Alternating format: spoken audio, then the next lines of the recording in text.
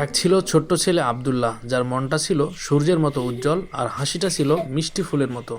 সে প্রতিদিন সকালে ঘুম থেকে উঠে আল্লাহর শুকরিয়া আদায় করত, কিন্তু শুক্রবারের সকালটা তার কাছে একটু বেশি প্রিয় ছিল।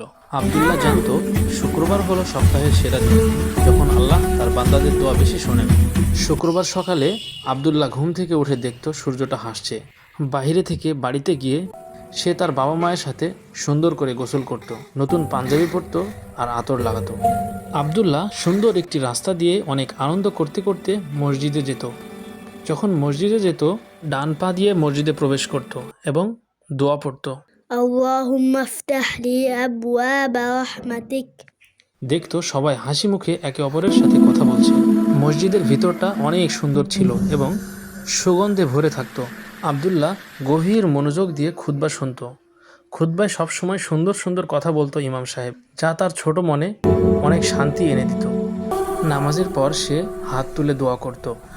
সে জানতো এই দিন আল্লাহ সব দোয়া কবুল করেন। সে শুধু নিজের জন্য নয়, তার বাবা মা, বন্ধু এবং পুরো পৃথিবীর মানুষের জন্য দোয়া করত। দোয়া শেষ করে মসজিদ থেকে বের হওয়ার সময় বাম পা দিয়ে বের হচ্ছে এবং মসজিদ থেকে বের হওয়ার দোয়া পড়ছে। আল্লাহুম্মা ইন্নী আসআলুকা মিন ফাদলিক। মসজিদ থেকে বাড়িতে এসে দুপুরের খাবার বাবা মায়ের সাথে দোয়া পড়ে খাচ্ছে। বিসমিল্লাহি ওয়া আলা বারাকাতিল্লাহ।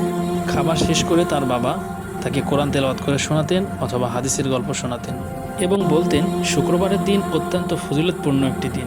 এই দিনে বেশি বেশি আমাদের নবীজি সাল্লাল্লাহু আলাইহি সাল্লামের ওপর দুরূদ পড়বে। আব্দুল্লাহ তার বাবার কথা মনোযোগ দিয়ে শুনতো আর ভাবতো আল্লাহ তাআলা কত দয়ালু, আমাদের জন্য এমন একটি বরকতময় দিন রেখেছেন, এবং রাসূলুল্লাহ সাল্লাল্লাহু আলাইহি ওয়াসাল্লামের ওপর দুরূদ পাঠ করতেন। সাল্লাল্লাহু আলা মুহাম্মদ। শুক্রবারের দিনটা আব্দুল্লাহর এইভাবেই কাটতো।